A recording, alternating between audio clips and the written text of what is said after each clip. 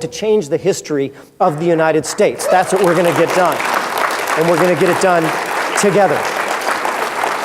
Now, you may have heard to yourself, well, great, that's wonderful off in 2015. But no, back to our friend Sun Tzu. Victorious warriors win first and then go to war, while defeated warriors go to war first and then seek to win. The important part of this process is right now. We need to organize all over the United States right now. Whether you are a tech person, whether you are a website developer, whether you are a natural organizer, a phone caller, someone who cares about justice, someone who's involved in marketing, somebody who's ready to make some phone calls, you have a job to do, and that job is right now. And before you think this is going to be some kind of earnest service, this is the picture of our party bus we're heading over. We're going to have a good time making this change, and we're going to speak when we have our party with a disciplined voice. And this is very important, because the 10-point vision of a secular America is not an arguing vision. If you want to go to the bar afterwards and debate with a minister who will help us, or a rabbi who will help us about whether or not to believe in God, that's great. You have that discussion. But when we're out there in front of the cameras and we show up at the coffee shop, and I've been there and done this, so you show up and there's Joe Biden or there's a Michelle Bachmann, that's not so relevant to us. What we're looking for is all the reporters that are there. And when we go, and our spokesperson, who may be an Iowa minister or may be an Iowa rabbi, we're all there ready to articulate our message and stay on point, because the 10-point vision of a secular America unites us. It brings us together with something that we can agree on with regard to separation of church and state. It draws in new people who want to be involved in activism. It provides great credibility, because I, as a lawyer, for example, object if someone has a cross on public land. As a judge, I would strike that down.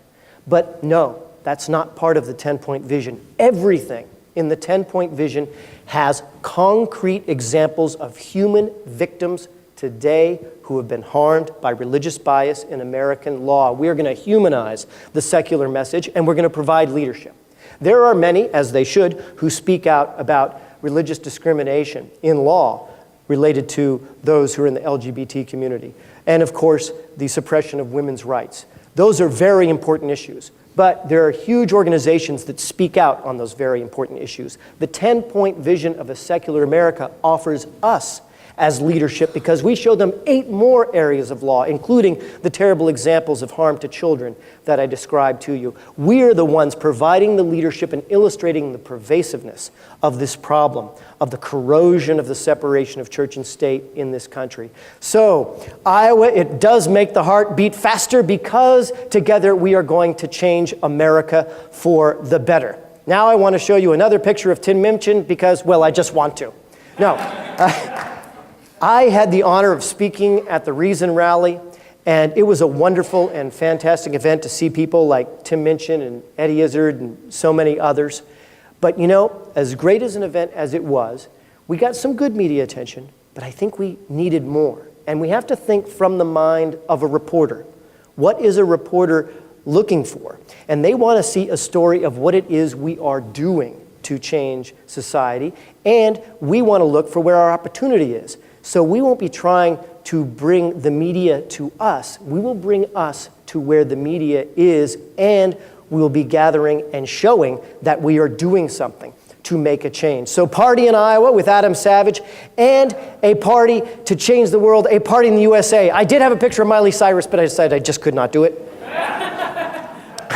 But this party, because then it continues. With our trained volunteers, with a specific discipline message, we bring that message back to Oregon, to Florida, to Maine. We work on the congressional and the legislative level. We understand the message. We energize our peers back home, and we do something substantive to change this country for the better. The goal here is capture the imagination and attention of the media about an organized, articulate, diverse counterbalance to the religious right that includes liberal religious people, but that is organized by the non-religious.